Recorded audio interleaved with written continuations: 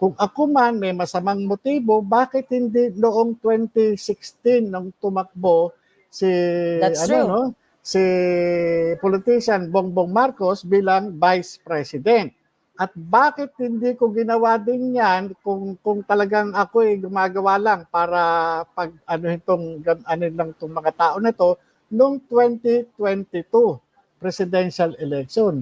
That's true. Hindi, wala po sa akin yan eh. Ito, nagkataon lamang na ako yung nag-imbestiga niyan, ng pangyayari na yan.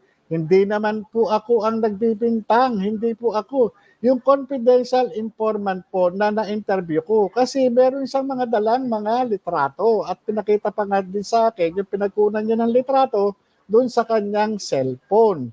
Ngayon, ang tanong ko, bakit ako yung piniperder diyan sa Senate investigation, particular na kay Senator Jinggoy Estrada. Nagtataka ako, bakit yung personal na pagkatao ko ang kanyang kakalkalin, ang kanyang gigibain? Dahil ba ang nasasangkot ay si Pangulong Marcos?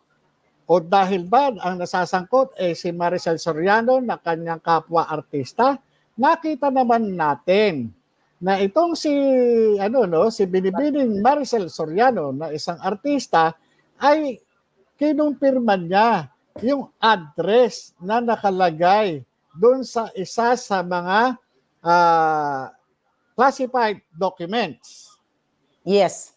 At inamin niya na siya ang may-ari ng particular na unit doon sa Rockwell na 46C.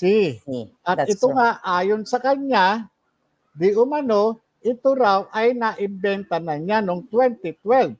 Pero hindi naman niya sinabi kung anong petsa niya naibenta.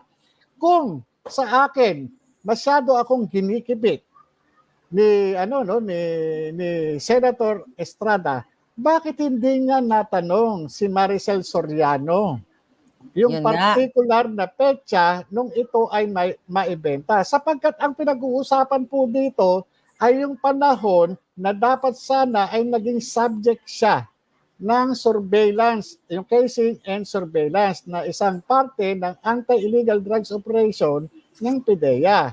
Ngayon tinanong niya ako, alam mo ba kung sino ang may-ari? Hindi ko alam. Kasi yung authority to operate, yung pre-ops na yun, ang purpose dun ay mag-validate ng information. Iba-validate namin talaga.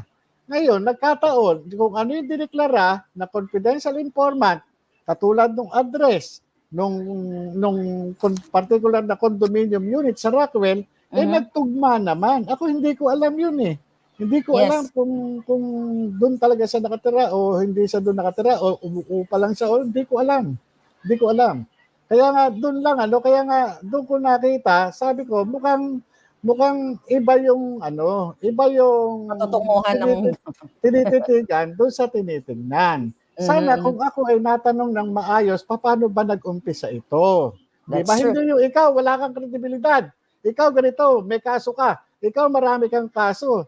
Sapat po ba yon na ako ay dapat hindi pagkatiwalaan? Paano po siya? Siya po pala ay isang convicted. Dapat din po ba natin isang pagkatiwalaan katulad ng ginagawa niya sa akin? Ako naniniwala, dito sa ating bansa, pantay-pantay. Meron tayong batas. Di ba? Kaya nga tayong merong batas para meron tayong sundin. Magkaroon tayong ng kaayusan. Pero sa nakikita natin, paano kung ang isang senador na mismong gumagawa ng batas ay sila mismo ang tila sumasalaula sa mga ito. Di ba? Sa atin, sa ating mga ordinaryong tao, tama ba yung ginawa niya sa akin? Tama ba? Paano tayo makagagawa ng tamang batas kung ang mismong mga gumagawa ng batas ang isang tila sumasalaula sa mga ito. Parang ito ang batas na ito, ikaw hindi ka kasali. 'Di ba? Kasi masamang tao ka, kasi marami kang kaso, kasi ganito ka. Paano naman yung gumagawa ng batas kung may kaso at sentensyado na pala? Paano na yan? Dapat ba natin pagtiwalaan ang isang halal ng taong bayan? may batik pala o napatunayan na sa hukuman. Dapat ba natin siyang pagkatiwalaan? Yeah. Actually, yeah, tanong po yan ng taong bayan. Ano? Sagutin. Alam na yan ng taong bayan kung anong sagot. Dito sa ating platform, kasi ang mainstream media ay bulag, pipi at bingi at halos ayaw na iulat ito. Bigyan ko ng chance kasi ako PIDEA agent Morales, wala akong kinatatakutan sa mga taong pinag-uusapan natin. Kung gusto ni Senator Jinggoy Estrada, hinahamon ko siya. Magpa-interview siya sa akin para masagot niya to, yung katanungan, tama ba? Para makasagot, hindi opisyal, wala sa Senado. Kumbaga dito tayo sa publiko, makikita. So I hope, I'm willing. Lahat, kahit sino sa kanila na gusto gusto nyo, na feeling nyo, aping-api kayo dahil Dahil this is my channel, Maharlika, then, you are free to contact me. Kahit sino kayo, kahit si Lasso, kahit si Morales. Si Bitong. Lahat kayo. Pwede kayong magpa-interview dito para mabigyan kayo ng limelight. Ito ang aking email, maharlikanetwork@protonmail.com. Ayan, screenshot nyo na yan. Balik ako. Sir, yung property ni Maricel Soriano ay naibenta noong may balita sa internet na nakuha namin, Scoop News.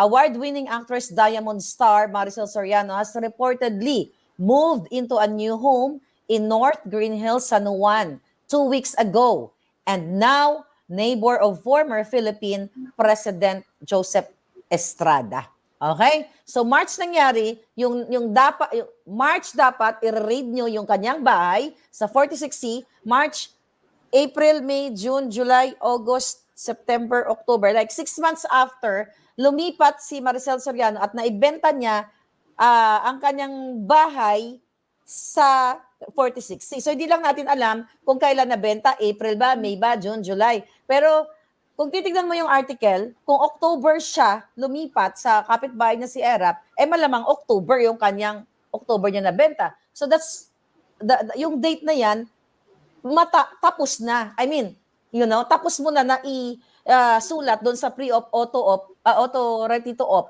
itong kanyang address na siya nga ay allegedly sangkot doon sa Pulburon at kasama si Bongbong Marcos.